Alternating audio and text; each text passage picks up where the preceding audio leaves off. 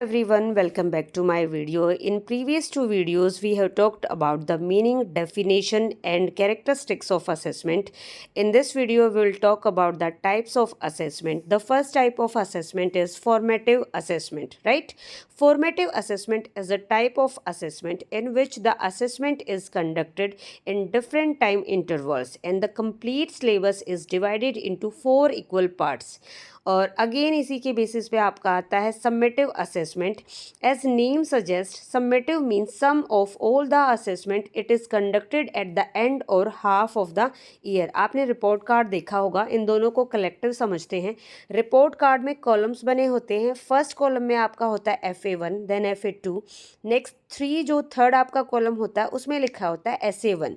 Again आपका FA3 mention होता है, FA4 और लास्ट में होता है समेटिव असेसमेंट 2, SA2 जिसको बोलते हैं.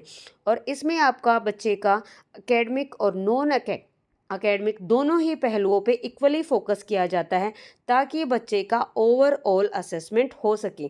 बेसिकली ये इंट्रोड्यूस किया गया था ताकि पूरे सिलेबस का बच्चे पे एकदम से बर्डन ना पड़े और बच्चा उसको इजीली अटेम्प्ट कर पाए, उसको सिलेबस को समझ पाए, राइट.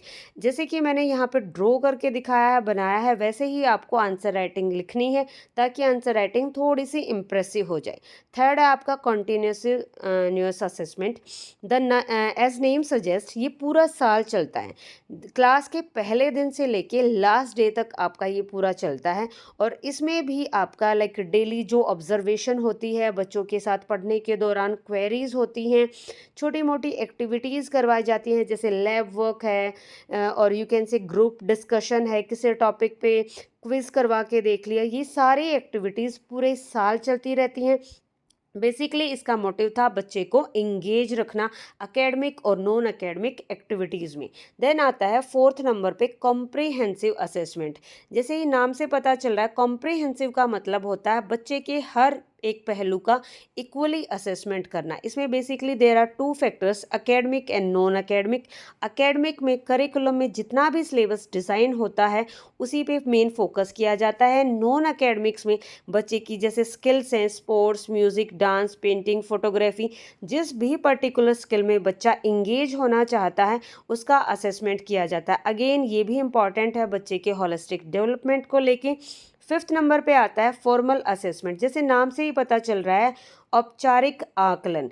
इसमें जो भी डिज़ाइन होता है लाइक पेपर से related date, time, paper pattern, सब कुछ एक सिस्टमेटिक और टेक्निकल तरीके से डिज़ाइन होता है. पूरी क्लास का लाइक अगर हम एग्जांपल ले, 6th क्लास का अगर मैथ्स का पेपर है तो पूरी 6th क्लास का paper on the same day conduct किया जाएगा. उनका रिजल्ट भी सेम डे अनाउंस किया जाएगा और उनकी चेकिंग पैटर्न या फिर एग्ज़ाम पैटर्न सेम देखने को मिलेगा. ठीक है. देन हमारा नेक्स्ट जो है 6th नंबर पे आता है, उसका नाम है इनफॉर्मल असेसमेंट, अनौपचारिक असेसमेंट. अनौपचारिक असेसमेंट का मतलब होता है जब हम क्लास में पढ़ाने के दौरान कोई भी पर्टिकुलर गाइडलाइंस को, टेक्निक्स को फॉलो नहीं करते, जनरल क्वेरीज करते हैं, छोटे मोटे क्वेश्चंस पूछते हैं और बच्चों के डाउट को सॉल्व करते हैं. इसमें पर्टिकुलर कोई भी स्पेसिफिक टाइम लिमिट या फिर कोई पेपर डिज़ाइनिंग नहीं होती. रैंडम क्वेश्चंस, क्वेरीज पूछी जाती हैं. ठीक है. और यह आपका वर्बल और रिटन दोनों ही फॉर्म में हो सकता है. 7th नंबर पे आता है internal assessment.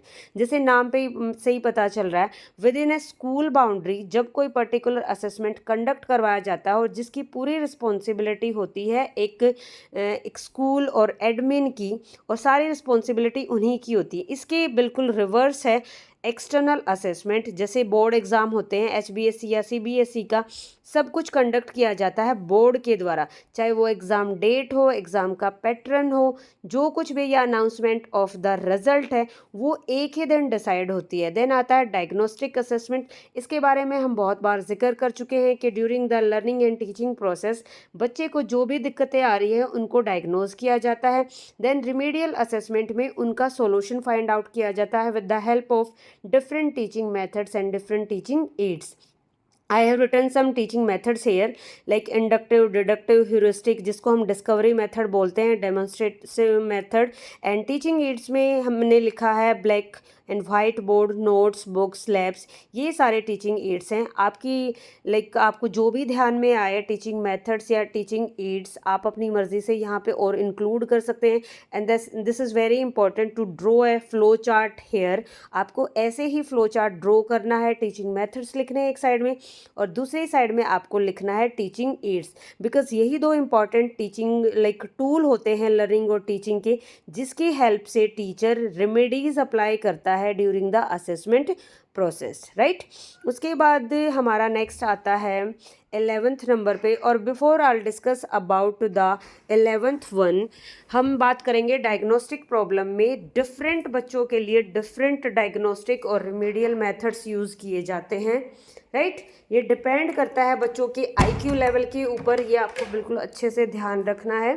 Then next 11th आता है objective assessment. In objective assessment we will cover different type of question, जैसे आपके MCQs होते हैं, फिलअप्स, और आपके match the following, true false, complete the sentence, जो 1 मार्क्स के आते हैं, बेसिकली वही इसके अंदर इंक्लूड किए जाते हैं। सब्जेक्टिव असेसमेंट में आपका आता है जिसमें बच्चे को लिखने के लिए 1 लाइनर क्वेश्चन जो होते हैं, 2 लाइनर क्वेश्चन, ऐसे टाइप क्वेश्चंस, बेसिकली 2, 3, 4, 6 मार्क्स के क्वेश्चन इसके अंदर कवर किए जाते हैं। ये क्यों ज़रूरी है? ताकि बच्चे की राइटिंग स्किल्स के बारे में पता लग पाए और बच्चे की राइटिंग स्किल्स इम्प्रूव हो पाए। In next video we will talk about the need, importance, merit, demerit and conclusion of assessment, and I try to finish this topic in next class. I hope आपको classes अच्छी लग रही हो। In the same way I will continue the paper 2 of B.Ed second year. Thank you so much.